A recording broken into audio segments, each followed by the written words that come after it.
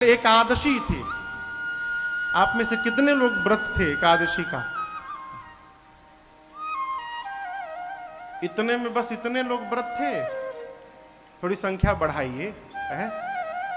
भले 11 बार खाइए लेकिन एकादशी करिए।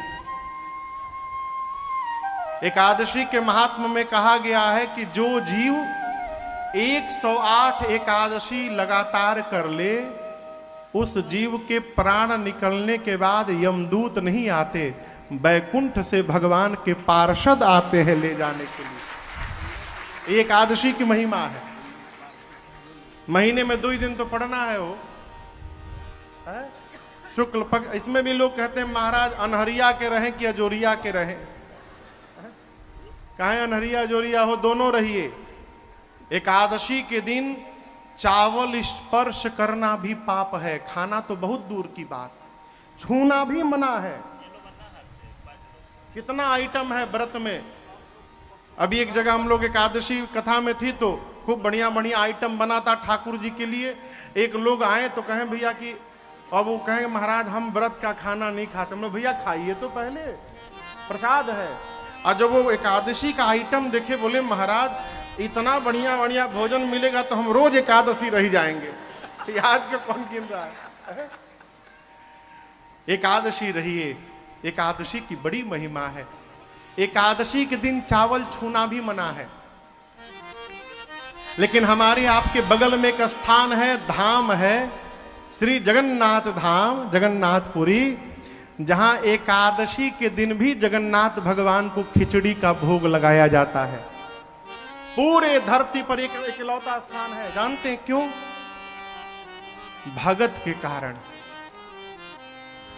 इसी चौपाई पर ये प्रसंग है पूरा। भगत प्रेम बस सगुन सो होई। एक माई थी जिनका नाम था कर्मा। क्या नाम था? कर्मा। एक दिन दोपहर में मंदिर में गई कर्मा माई, तो स्वयं बेचारी के पास कुछ था नहीं, मांग मांग के खाती थी। दोपहर में गई जगन्नाथ भगवान के मंदिर में, देखी पुजारी जी भोग लगा रहे हैं। तो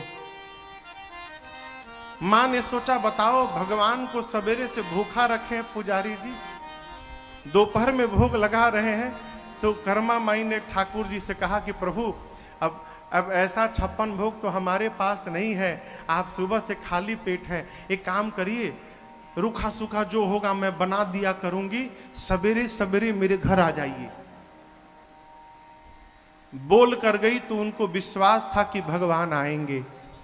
सवेरे उठी, न नहाई, न मुंह धोई, न चौका बर्तन साफ की, न चूल्हा साफ की, उसी तरह बर्तन में खिचड़ी बनाने लगी। खिचड़ी बना के जैसे कर्मा ने रखा, एक 8 साल का बालक दरवाजे पर आया और कहा मां जल्दी से खिला दे, भूख लगी है मुझे। कन्हैया आए और कर्मा मैया ने उनको खिचड़ी खिलाया। उनका नाम कर्मा नहीं था, उनका नाम कुछ और था। लेकिन भगवान कृष्ण आ जाते थे और थोड़ी भी देरी होती थी भोजन बनने में तो कहते थे जल्दी कर्मा, जल्दी कर्मा, विलंब मत कर, जल्दी कर्मा। तो भगवान कृष्ण जब कहते थे जल्दी कर्मा, जल्दी कर्मा, तो ये कर्मा से उनका नाम कर्मा बाई हो गया। रोज भगवान खिचड़ी खाने आते थे। एक दिन आचार्य संप्रदाय के महात्मा थे बाबू, दक्षिण भारत के रामानुजी संप्रदाय के महात्मा। वो सवेरे सवेरे गुजरे तो देखे कि कर्मा बर्तन धो रही है। तो पूछे कि अरे तुम इतने सवेरे भोजन खा ली? बोले नहीं तो कन्हैया आता है ना भोजन करने। तो बोले हाँ, इतनी बड़ी तुम भगत हो कि तुम्हारे यहाँ भगवान 56 भोग छोड़ के खिचड़ी खाने आएंगे। तो बोले ऐसे तू भोजन करा देती है? तो बोली कैसे करना चाहिए?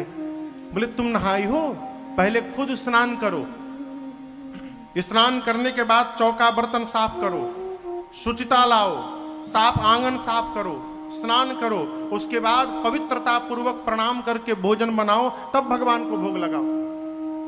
अब अगले दिन टाइम से भगवान आए तो देखे कर्मा जी अभी झाड़ू लगा रही हैं। फिर भगवान चले गए, चलो आधे घंटे बाद आऊंगा, अभी देरी है। फिर आधे घंटा बाद पहुंचे तो देखे स्नान करके आई हैं, फिर चले गए। ऐसे 4-5 बार भगवान आए गए, अंत में आए तो खिचड़ी बनी मिली। जल्दी जल्दी भगवान गरम गरम खिचड़ी खा रहे थे, तब तक मंदिर में भोग लगने का टाइम हो गया। और जब वहां भोग की घंटी बजी तो भगवान छोड़ के अब भागे मंदिर में। पुजारी जी जब मंदिर का पट खोले भोग लगाने के लिए, तो देखते हैं जगन्नाथ भगवान के मुख में और उनके दाहिने हाथ में खिचड़ी लगा हुआ है विग्रह में। पुजारी जी बोले, प्रभु ये 56 भोग छोड़ के कहां कहां घूम के ही पा रहे हैं खिचड़ी। ठाकुर जी ने कहा कि मैं कर्मा बाई के यहां भोजन करने जाता हूं, और उस महात्मा से बोलो कि जाकर जो ज्ञान उपदेश दिया है उस ज्ञान उपदेश को वापस ले पहले मेरी माई से। सारा नियम बिगाड़ दिया मेरा। वो जैसे भोग लगाती है वही उसकी असली विधि है। पुजारी जी को, उन संत को बुलाया गया। पुजारियों ने कहा ठाकुर जी की आज्ञा है, आपने जाकर क्यों कहा कर्मा बाई से? जाकर उनसे वापस कहिए कि जैसे भोग लगाती थी वैसे भोग लगाएं। महात्मा गए कर्मा बाई के पास, जाकर बोले, देखो कर्मा, तुम एक काम करो, तुम जैसे लगाती थी तुम वैसे ही लगाया करो। कर्मा बाई बहुत प्रसन्न हुई, बोली आपने बड़ी समस्या समाप्त कर दी। आज मेरे कन्हैया को विलंब हो गया, कल से टाइम से भोग लगाऊंगी। एक काम करिए, आज भी आप भी बैठ जाइए, यहीं रुकिए, कल सुबह कन्हैया के साथ भोजन करिएगा। महात्मा ने कहा, कर्मा अभी तुम्हारी जैसी पात्रता मेरी नहीं हुई है। तुम कन्हैया को भोजन करा सकती हो, लेकिन मैं कन्हैया के साथ बैठकर भोजन नहीं कर सकता हूं, मैं उस योग्य नहीं हुआ हूं, तुम ही उनको भोजन कराओ। और जब तक मां कर्मा जीवित रही तब तक भगवान कन्हैया कृष्ण जगन्नाथ उनके यहां भोजन करते रहे। आज भी जब जगन्नाथ भगवान को भोग लगता है तो सबसे पहले खिचड़ी जाती है और कहा जाता है, प्रभु ये कर्मा बाई की खिचड़ी आपको भोग में लाया गया है, इसको भोग पाइए ना। आज भी वही खिचड़ी का भोग लगता है। तो यदि कर्मा के बुलाने से भगवान आ सकते हैं, हमारे बुलाने से क्यों नहीं आ सकते हैं वो? है? एक आपको एक गूढ़ बात बताऊं, हम कभी भगवान को बुलाने मंदिर में जाते ही नहीं हैं। हम जब भी जाते हैं तो उनसे कुछ न कुछ मांगने के लिए जाते हैं। और याद रखिएगा, जहां बहुत मांगा जाता है ना, वहां से प्रेम धीरे धीरे समाप्त हो जाता है। आपसे कोई नृत्य मांगने लगे, आप उसको पसंद करेंगे? भगाओ, जब आता है कुछ मांगता है। जब आपसे नित्य मांगा जाए आपको अच्छा नहीं लगता, इनसे रोज मांग रहे हैं तो क्या इनको अच्छा लगता होगा?